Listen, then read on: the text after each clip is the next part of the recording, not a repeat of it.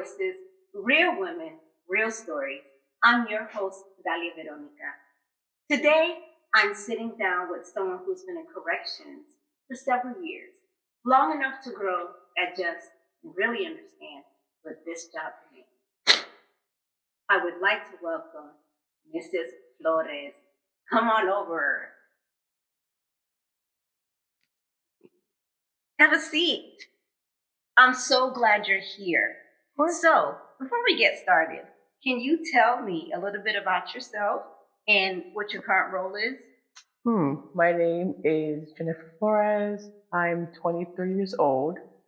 I've been in the corrections office, in the field for like a year and change. Born in Norfolk, raised in Newport News my whole life. Yeah, I'm like hobbies. I like to go to the gym. Okay.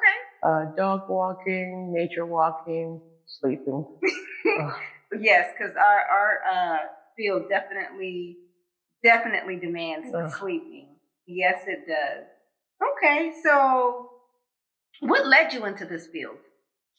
Well, that's a good question. So I've had like a big interest in law enforcement for so long, and then I've applied to like a certain department here in the area because it's my home. And I want to help people out, and obviously want to serve my home and to serve the people here.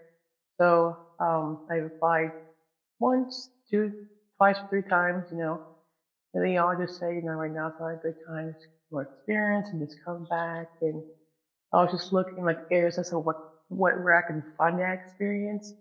I've been like in a whole like year battle of like trying to get hired to get the experience. Okay. And Jay was the one that responded back to me and everything, and here I am. And so far I'm liking it. I went to the academy. Here I am, like helping train people too. So yeah, I'm liking it so far. Okay, so what was that experience like at the academy? Oh, tons of cheesemen. Cheesemen, bomb cheesemen. Okay. And like, what do you call it? Lots of cheesemen, like lots of like, tension with like stress, kind of get to those long PowerPoints.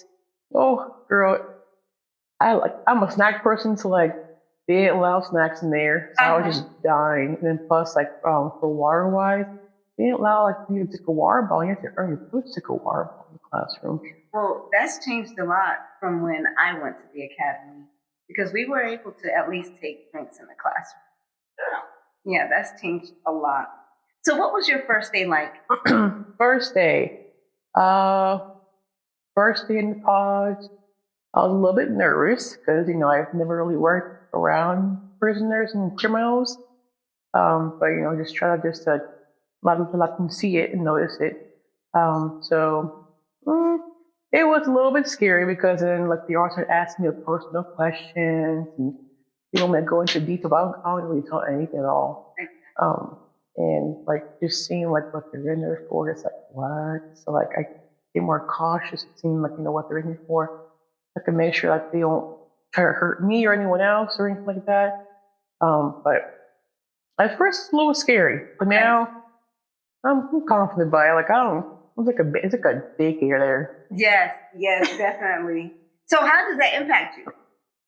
Well, so I had like to use the whole thing. Like even though like I'm there for like 12 and a half hours a day within four walls, not really going out in the bell like patrol officers do. So then trying the best of it by just interacting with them. I used to be like a little bit nervous about, leaving behind the desk and in between rounds to go chat with them, interact with them. Nowadays we just chat. Like I just watch them, play spades or like chess and stuff like that. I just talk to them, start a small chat. And they're like and also in the girls' pod, tons of chisme. Oh yes, those jail studs. That I can definitely agree with you. Un montón de chismos, montón. Every time I haven't popping out from the wall, I'm like, what's the gossip? And all the girls in A1 tell me everything. This book, they dropped the bomb chisme.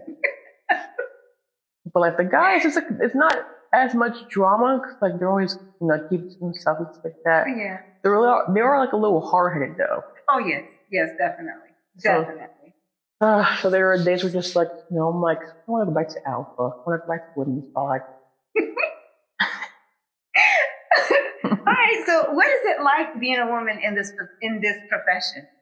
I feel like with the girls being the male dominated field, I feel like there should be like more of them, just like just to like promote the girl power kind of thing.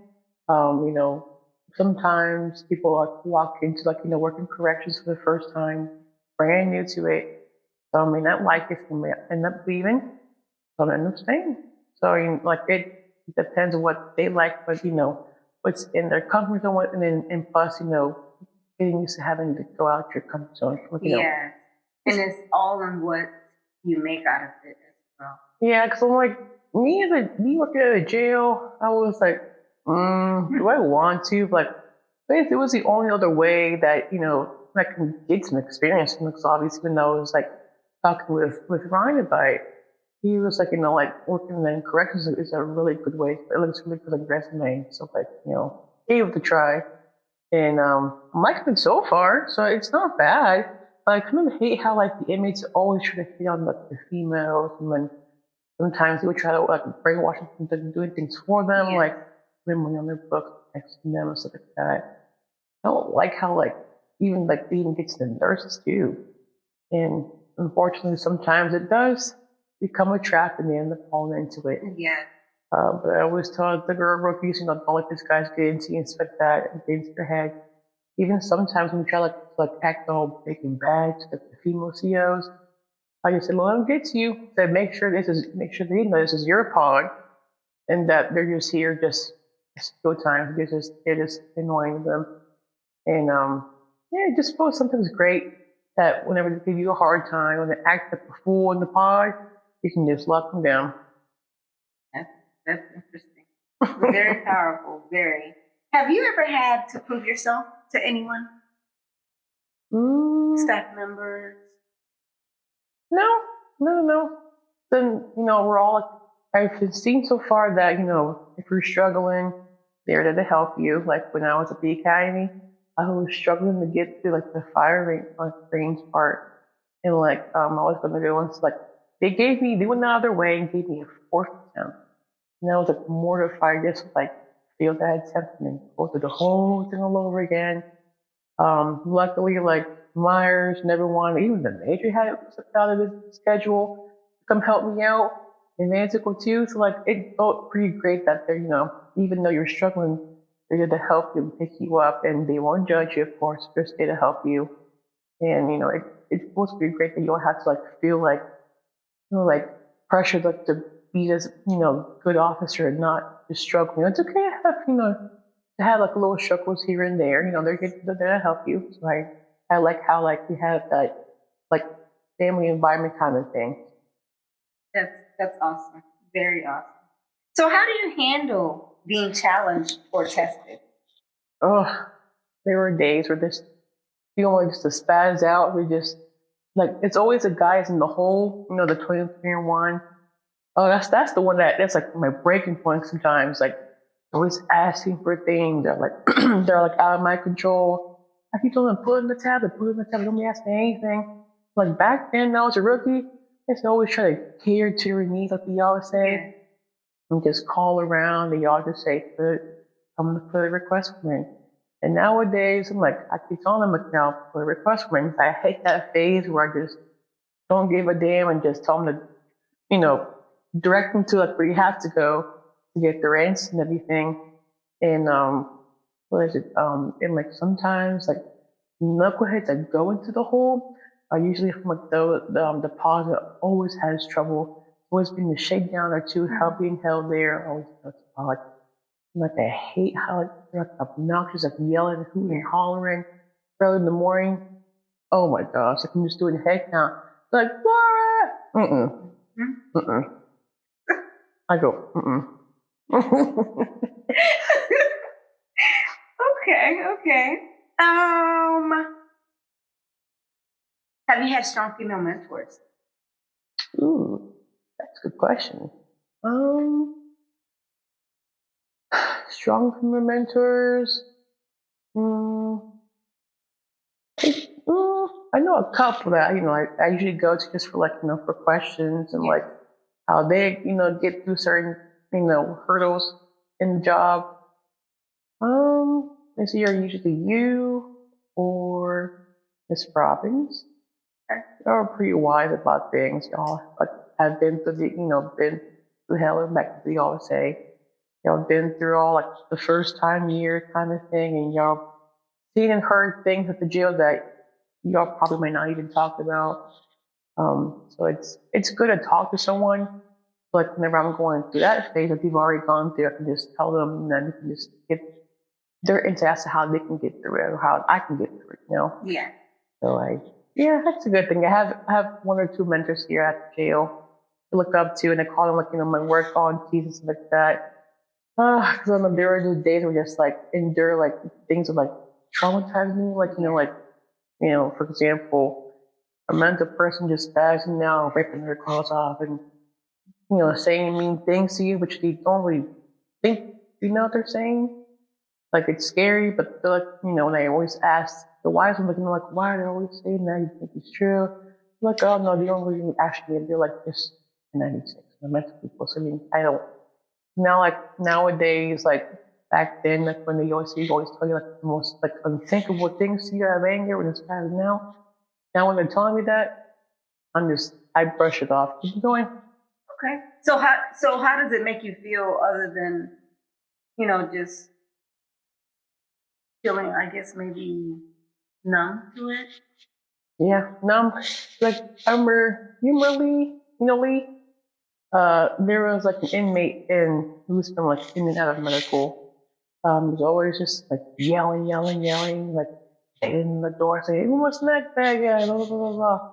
And he always sometimes he would have his moments where he like would refuse his psych meds, and then hours or so later he would ask him again to like take them. But it's like you just refuse to psych, you just refuse meds earlier. So like why do you switch to come back now? And then he starts going upset, just smacking on the window and I used to be all jumpy and I used to experience a lot of that. But now I'm like, I don't pay any mind to it. I said, it's just doing my own little thing, watching TV, stuff like that, and then doing my rounds, and then like what do you call it? And like he would just say some crazy things about, oh, I'm gonna do this and this, he out in the streets and everything. And I always just going to prepare because then what if it actually might happen when they get released and everything. But nowadays, like hear most of it like, okay, cool, okay. Okay. What did you learn from that? Hmm, let's see. What did I learn from them? Basically, they're just gonna pull stuff up their ass just to get a reaction out of you. Yeah.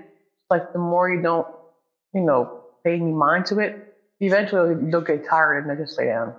Yes, because the more you entertain them, the more they know that they can get you. And when the rookie's always saying like, "Oh my God, he's saying this and this," I'm like, I tell him, "Don't entertain that shit." I said, "You'll be okay. Cool down." Sometimes if it gets to an extent that they're always constantly going at it, even you've been ignoring it all day, curtain up. Yeah. Mm-hmm. Yeah. I remember when I first started, and there was this young officer, and she would always say to me, like, "You're too nice, you're too nice." But I'm like, look, I get my work done the way I get my work done. I don't have to act like you. I don't have to be you. Just because I wear this uniform doesn't mean that I have to, you know, be rude and treat people without any dignity or anything like that. So she would always like come after me. But the thing is, I don't have issues with anyone unless they're just having a bad day. And then after that, they'll come back and say, "I'm so sorry. Like, I did not mean to take that out on you." And you have to have tough skin working in this field because if you don't, it will really Deteriorate your mentality. Yes, it will. They always told me that, like, what do you call it? Like, just watching like other people, like how they treat, the inmates like that. And it's like, it kind of feels so wrong that they're just like being so like harsh and they're just saying, "Oh, they don't need this, they don't need that." Like, yeah, they have their needs, they'll constantly ask for things that they actually need, stuff like that. Like they're always like, ignoring them and stuff like that. Even though me deep down, I will just take care of it every time I take care of it. And like just into training, they're always saying, "Oh, don't tear your knees, this and that. You got rounds to do." Like, yeah, but in between those rounds, I can help them out at least. Like show them where they have to go, and just like not just treat them like animals, like in the cage kind of thing. Yeah, yeah. And what do you call it? And like lately, just me just treat. I'm very like firm, fair, consistent. Yes. So like, and I treat them with respect like that. And if they're giving me a hard time, I just pull them out and say, hey, you just talk things out, and then just say, cool, just don't do it again, so like that, just hear from me a chat or anything like that. But just that like we have their own days, have their work days, and I get that when they come home, come back to the pod after being sentenced, stuff like that. I get, they have their own days and try to like lash on you, lock them down time, stuff like that. And like immediately right off the bat, if someone does something wrong, that you could always try to say, hey, like write them up. Like if I write them up, then that means that it'll make my job a lot harder for me. So they'll end up getting, end up being rubbed off the wrong way. I mean that I'm the kind just like write everyone up for everything, which I'm not. They're gonna end up just giving you a hard time continuously. There'll be tension between you and the inmate. Eventually, you have to, deal with an incident report with them getting into it with someone else. Yes. So why just tell other people, like everything does not have to be right up. Just talk it out with them and just say, don't do it again. Just that's what I do. Just like Yeah. Just like obviously, like I tell others like I'm trying to make my job a lot easier for myself and avoid that tension and everything. Yes. Just but those who are habitual repeat offenders who do the constant thing over and over and over again, being disruptive back and forth, after telling them multiple times to stop. Oh yeah, I'll write them up. Yes. Yes, and it doesn't always mean that you're muling for an inmate. It doesn't. They need the basic necessities. Yeah. Food, water, toiletries. And look, even sometimes they get impatient about like how like you need this, I need my tray is not on the cart. I'm on a certain this and this diet. Like I just tell them, hey, when I finish serving the pies, obviously I'll call it in the kitchen and stuff like that. Like when it takes a little too long, I just say, hey, I don't know what's happening with it right now. Don't send it down. Yeah. I have to put an ear off the radio. When they need something from me, it's okay. Let me finish serving trays and I'll get to when I can. Not right now kind of thing. Not just a no or I'll get to it when I can, or just keep putting them off. I get to it when I actually can. And then from there, they'll get impatient and they start cussing me out and I'll put a grievance form. And I don't like that. It feels kind of wrong just to like brush them off and then put them off. Like there were even times where where I'm just like busy all over the place, just getting things done. And then the inmates saying, Flores, I'm like, that's right, yeah. I forgot. Yeah, come on, help me out. Yeah, and I feel bad for forgetting, but I feel like it's okay. It's I know you're busy. And like even those who are like actually who are very, very needy about almost everything, asking me questions about legal stuff. I'm like, girl, no. I said, ask your attorney and ask records. Don't ask me. I can't give you legal advice about things. And like, I understand have their own needs. Yeah. But sometimes, it gets busy in the pod, and I just, I'll attend to it. Powerful. Very powerful. What's something people misunderstand about correction? What do you think is something that people misunderstand? Let's see. Basically, like they all say that the COs are always like so harsh with them. Like I always hear like stories about people saying, "Yeah, she gone to my cell and this early in the morning, stuff like that for no reason." I'm like, huh? So why would I even do that? Like that late at night? I just knock on like 2 searches of the day, and that's it. I don't go to anyone's house for no reason. Like, why? They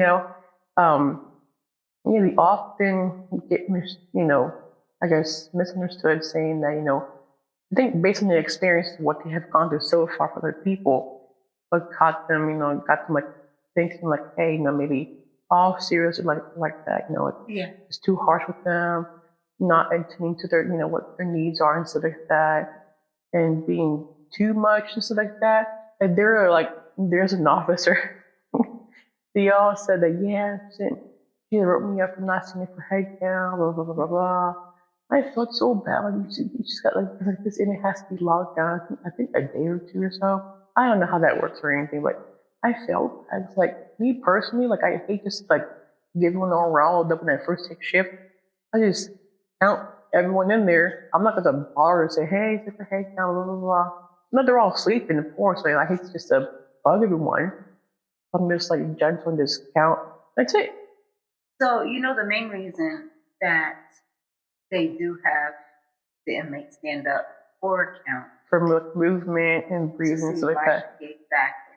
Because we're there for safety and security. Mm-hmm. So we want to make sure that when we get in there on our shift, that we check our scenes, make sure it's safe for us and for the inmates, and that you have a live body in there, because if you don't, then that's on you, and then that's on the facility as well. Yeah.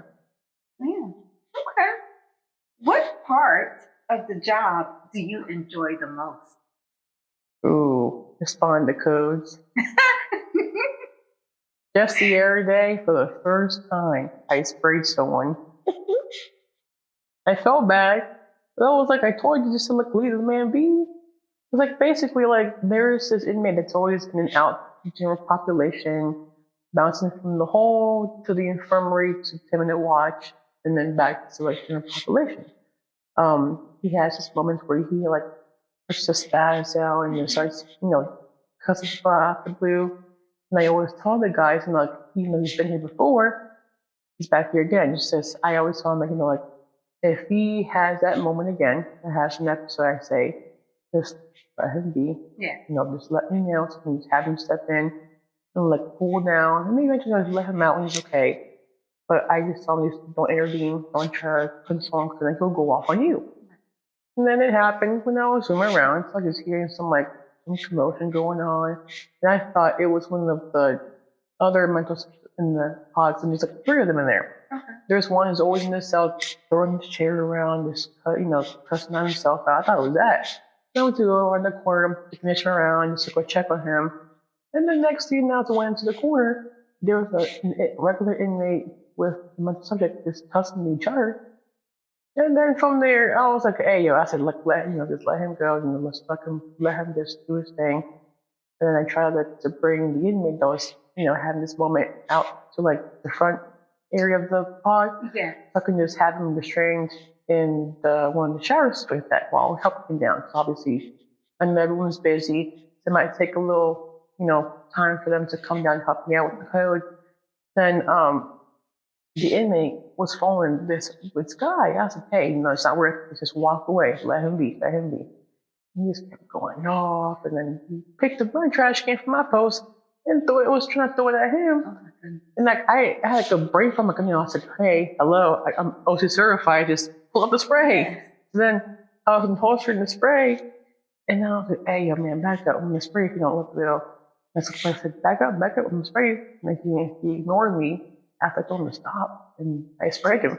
Well, good thing you were there. It felt too bad. It's this guy's, he's a nice guy, but sometimes here and there, he's a little knucklehead. But I always I feel bad because obviously, it's painful. It's a burn sensation. It's the things I can spray myself and everything. But I'm just I told you to stop, to leave him alone. So I don't feel entirely too bad, but no. But that first day, I felt on top of the world after I sprayed someone. I just got teacher certified too. Okay. So I don't know how that would go, but yeah, I'm excited to use that. I haven't on as much codes yet. So then I get a little excited when things happen. Even when freshly certified, I think the first week back from the academy. When was it? One of the girls got pretty sick. She had to go to the hospital. And then from there, the lieutenant said, hey, go to the armory. I was like, what? I'm doing the transport? And then I was being trained by marshals like that, being excited. Yeah. Get some fresh air and do some sort of, a new scenery kind of thing. Just go Yes. out, do this and this and that. All the exciting and stuff like that, just sweating, just all shaky. At first, I'm just learning things like that. Yes. So I was like, learn the whole thing of the academy. And I'm excited to apply that training on like this scenario with the inmate. And so got the whole thing done. It's pretty fun. It's not bad. I picked up on everything on the training and stuff like that. So then when I got home, I told my whole family about the whole thing. Like, oh, I did this and this and that. And nowadays, whenever we get lucky with the transport, they always pull me out or someone else out and pair us up too and stuff like that. So it's cool. That's awesome. I like how after being certified, you get to have more opportunities come your way. And even I came on my day off to go help with transport. It was bad. It was pretty fun. Absolutely. I love to hear those stories. What is the hardest part of your job? Hardest part? Let's see. That's a good question. The phone going ringing off the hook. I have a personal vendor, I guess, in the phone. I'm always in the women's pod. But I'm trying to go up to the next pod to go finish the roundup. Here I am at the very, very top of the catwalk, just getting things done. Next time the phone starts going off. And that's Monday through Friday within the week. It could be one of the higher saying, oh, you sent me this and this person down. Yeah. I get afraid just even miss the phone call. Then I'm always saying you need to call an alpha, blah blah blah blah. I'm tense around. Exactly. Even though I say that loud and clear, it's the phone's still going off. And it's okay because guess what? Your rounds come first. Mm-hmm. Your rounds come first. I let it ring, and then there were times when just doing rounds, and then attending to people and what they need and stuff like that. And trays are coming in, the chaplain comes in. Oh, all of it's all a mess. And then around that time, when I'm I have a lot on my plate, the phone starts going off. Say, hey, 360 off to the medical. I'm like, what the heck? I said no right now. I got a lot of here I can't leave half these people even by themselves with roommates and everything like that. And I'm just stressing out. But it's I'm like, oh my gosh, I gotta send them now, I gotta go send them now, blah blah blah. And then every time I'm going in for a round, the phone keeps going off. I can't, and then I try, hang up. Okay, I send them down. Next thing I finish around, it's ringing again. So then there are times where I'm just they're just busy and stuff like that.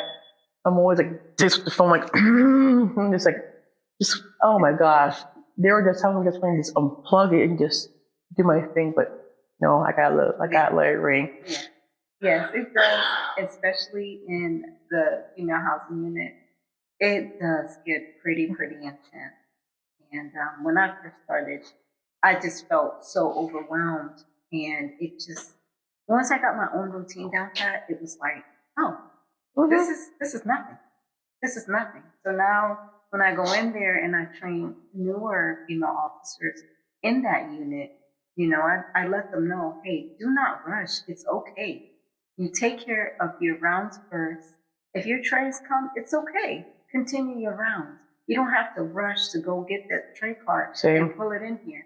No, it is okay. But, you have to get your own routine first before, you can say, oh my gosh, I think I'm good now. Oh. So I usually lock the rounds in at the very beginning of the next hour.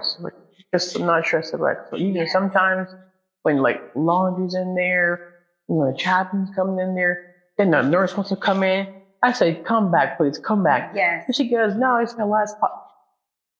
That's okay. Grab a chair so you can see. You have to wait. Yeah, you have to wait because I'm busy.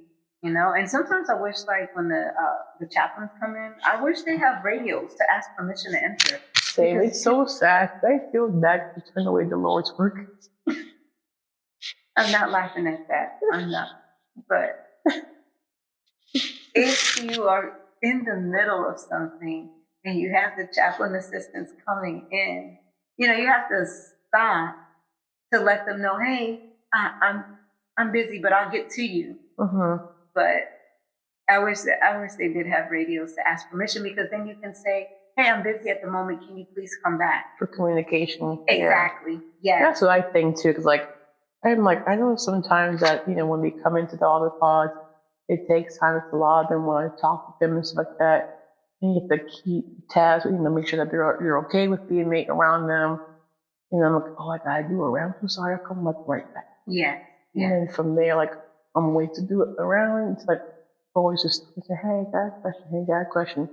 Well, not right now. Hold on. Yes. Hold on a moment. Let me finish. And sometimes when like the inmates are always watching. Like obviously the second the trays roll in, like when I'm in the whole pod, like problems like where has the confinement people at, like the second the trays roll in and stuff like that, I hear the guy saying trays. I'm like, I'm not even throwing them around yet, so I'll get to it. I'll get to it. And then from there, like I'm like serving like the first pod. They go to the confinement pod, bang, they're saying, I'm hungry. I say, well, I said, you can wait. I said, you go all the time where they sit in their cell. You'll never just like bother who and holler all day. Me, I got to worry about him. I got, worry about handling you guys and everything like that. Yes. Like, I don't, back then, like as a rookie, I used to always just like stress out, like, what if they're actually I get they're upset. Yes. But again, to me, I'm like, nowadays, I'm like, oh no, they'll be okay. They'll be okay. Yes. Yes, ma'am. So can you share a moment that stayed with you?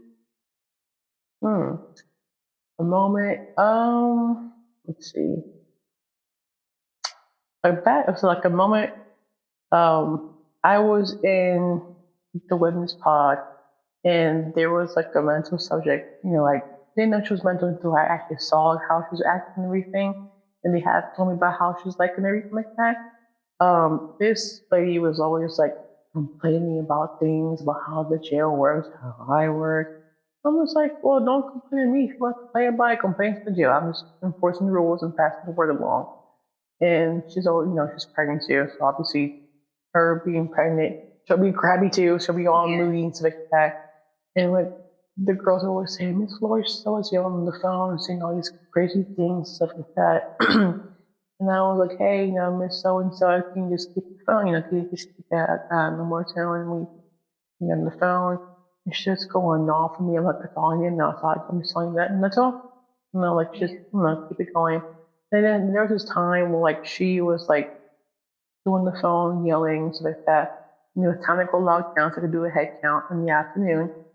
And she was still on the phone. I gave her one, hey, it's 7 to 1 to lockdown. And she was on the phone, and I said, hey, can you please log down? And she's, like, still on the phone, like, ignoring me. I didn't know what to do. Like, I was okay, like a little brain fart, because I forgot that if they're reaching the lockdown, call your supervisor, and they'll take care of it for you. Yeah. So then we call it, and I was like, kept forgetting, I'm not a certified no-see. And then there was a point where I told her to log down, so getting all frustrated because I had to do a head count, and I had to do a round, stuff like that. And she called all of my face and stuff like, oh, I couldn't do anything. I just kept going back and forth with her and everything like that. Eventually, y'all came in. They're like saying, are you 10-4? Are you 10-4 now? I was like ignoring the heck out of that radio. I was like all worked up about her. And then from there, someone yanked me back and they just took care of her. I was like, oh. And then y'all said, hey, just, it's an FYI, in case you refuse to step in, just call your supervisor. It's okay. Yeah. But I just kept forgetting that, like, it's sometimes, like, I get that, they try to get you all worked up and stuff like that. Yeah. They all just say it's their level where you go back and forth with them. Just cut it short and just say, lockdown. I'm not going to argue today. Step in. Absolutely. Nowadays, when they say, like, oh, I'm not locking down, I say, okay, cool. I said, hey, can you transfer my pod? You take care of it. I said, okay, he's in mine. And from there, you give him a charge. Back then, they used to be too nice about it. You just say, hey, don't do this again, and let them know. Cool. No, I actually had to, write them up for some lockdown and delay my head count. Yes. And then, like, nowadays, I'm like, ma'am, you're not about to delay my head count. I said, step in and write you up. Like, blah, blah, blah, blah, blah. I'm like, okay, cool. Call, have them, someone step in for them, and I write them up, and I serve it to them, and all down. That's okay. Easy money. Easy. That's right. That's right. And I don't feel bad anymore. I used to feel horrible for it, but then I'm like, I don't care. Yeah. There's they got all the time on their hands just to bug you and like ask you for small little things under your skin. Meanwhile, me, I'm going to go home either way. Yeah. I said, at least I'm going to go home. I said, I'll give a damn. So do you feel like the job has changed you? Yeah. Because I used to be like really sweet about things. I'm like, oh, sorry, this and this and that. And I can't really help them because obviously it's like for a different, I guess, department to take care of. Now I'm like, okay. We all get mad. I said, okay. Well, I tried. They're like, oh, you're just going off on me about small little things. I'm like, well, I said, okay. So if you don't like to follow the rules, don't come here. I always told them, like, you can be at home right now, enjoying, like, sitting on an actual real bed, making your own little meals like that, and then here you are. So I said, I don't give a damn. I said, if you don't like all the rules, don't come here. And sometimes, like, they're always saying, like, they'll volunteer to you. They got all the time in the world just to, like, do what they gotta do. When, like, sometimes, like, when it comes to them, bugging me, I take my sweet time. They all say you got 13 hours to be here, and here you are just rushing you for small little things. I'm like, no, they ain't gonna rush me. And like I'm just like doing like med tests with the nurse, like constantly yelling to open up their cell door. I said, you can wait. I said, you can wait. I said, the nurse when you can wait. And he's like constantly yelling and yelling. And they see you. I didn't mean to cut you off, but the funny thing is they see you with the nurse. They're so ignorant. Like, I said, no, come on now. I said, you should know better. And then I should ignore him. Sometimes I'm at the med pass line with them, just hearing them just being all ignorant. And I'm like, you hear that? It must have been the wind. I don't know, probably hear something. And sometimes, and then from there, they're like saying, Flores, open my door. I said, they can wait. And then sometimes, like, when it comes to like them just bugging you, saying, open my door, like right off the bat when we're saying we're still open. Yes. Like, so what I do is on purpose. They open the doors slowly, and open that person's door last. And don't you hate it when they're constantly like flicking their lights? They're like flicking their lights like I'm getting to your door. And they're just like they're like 207, 207. AOCO 210. I go, you can wait. It is so funny. It is hilarious. And a lot of them even like try to flood like my desk and stuff like that. I'm like, I said, before y'all come to my desk, I said, ask before you cross that yellow line. Yes. Otherwise, I'm giving you a big fat charge. And they're all like all up on my desk, ignoring what I just told them. I'm like, back up. I said, I'm putting your tablets. I said, okay, you can tell it. Back up. Absolutely. Way to stand your ground. Right. So, what advice would you give someone new to correction? It's always okay to toot your own horn and add your 2 cents. Right. See, sometimes they were like, they like to get into your kindness. Yes. That's me. I mean, like, I hate just, like, I'm always just nice to people. I hate to be nasty with them. But then, like, me overstep, being, like, too comfortable with me being nice. I get all nasty with them. I get bad shit. It's bad. I feel bad, like, at the same time, I don't feel bad. I'm like, be patient. Leave me alone. It's like, there was, like, hooting and hollering, not wanting to comply to clean herself or do cell inspections. I said, okay, cool. You leave my room outside your door. That's right. Shut the door. And I turn the power off. Yes. You can come out for the rest of the day. For the rest of my shift. That's right. So what would you tell your younger self starting out? My younger self. It's a good thing I made a good choice working in corrections. And like, obviously, like, this is a good start. As to like where you would test your patients, and this is how you would talk to people, talk them down, even deal with them, instead of having it escalate and then everyone has to get involved. So it's a perfect route to go through when it comes to deal with people. Because otherwise, if I would have gone straight to the police side, I would have not. It would have not turned out well. So I know, like, a lot of people, like when I learned the academy, they were saying that police officers have been with the inmates for a very short period of time, and versus us being with them 24/7, we know how to talk to them, while the police officers can't talk to them like the way we do. they're always just brushing them off, just doing this, hey, you can wait, not right now, not right now, not right now. Versus us, just talking down in a different way, where they're much more calmer, with less tension and everything. I am glad I took, a spot in corrections. I would have spazzed out if someone talked like that. As long as I don't like mean people. I hate bullies too. Yeah. So like whenever it came to like people being bullies, like in the pod, I just can't stand that. It's like, it's making me, it's giving me the, what do you call it? It's making me have patience. So yeah, I have to deal with people being people and, knuckleheads just giving you a hard time. It's making me like, I'm getting tough skin nowadays. So I'm in a phase where I don't care anymore. That's a powerful statement. I love it. Powerful statement. Have you ever doubted yourself? Oh yeah. Oh yeah. It started most in the academy, where I was mortified to come back, not certified, not passed through everything. What do you call it? I was just struggling most with the firearm stuff. I grew up, you know, being taught, like don't touch the guns like that. Yes.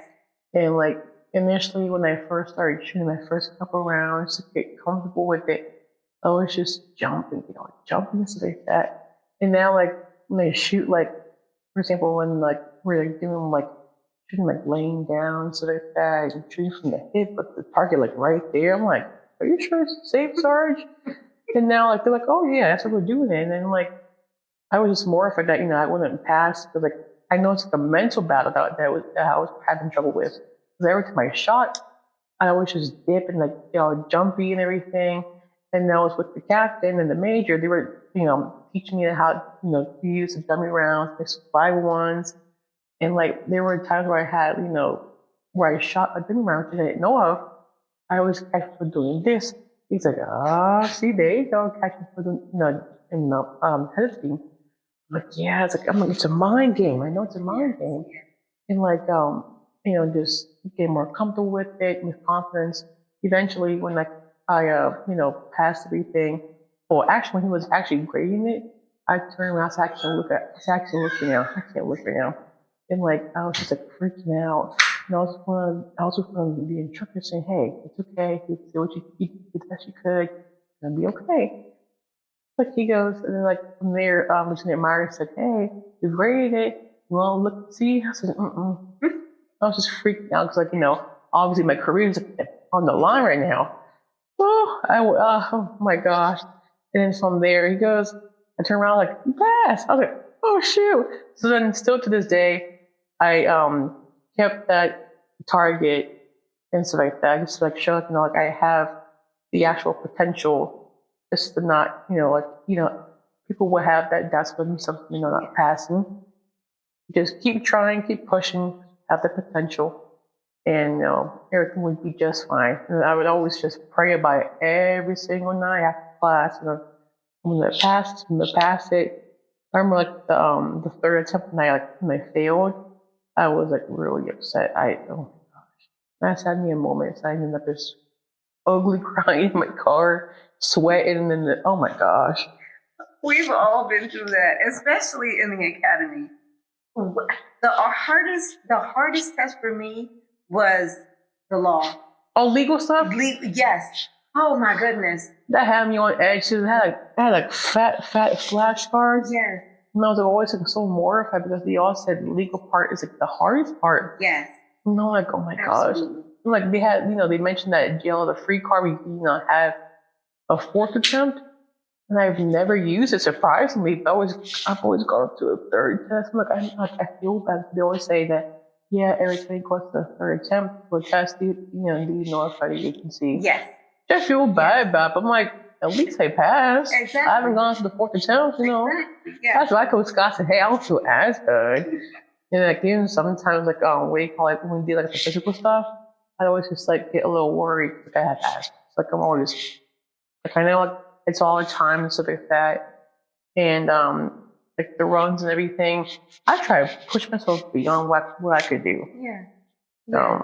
Like even with me and Scott, we always just trauma dump and stuff like that. We get like a little nervous poops and stuff here and there.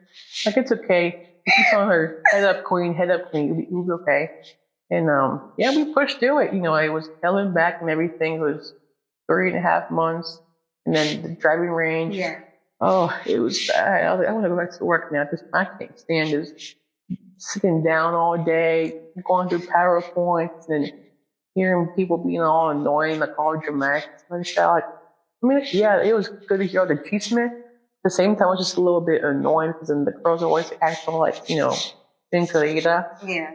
I'm like, girl, sit down. Like, I just do my own thing, just mind my own business, stuff like that.